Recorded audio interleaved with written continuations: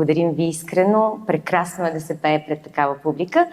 Следващата песен се казва Диомано Диоберо. Тя няма нужда от представяне, но не можем да не кажем името на човека, който е обработил, Красимир Кюрчийски.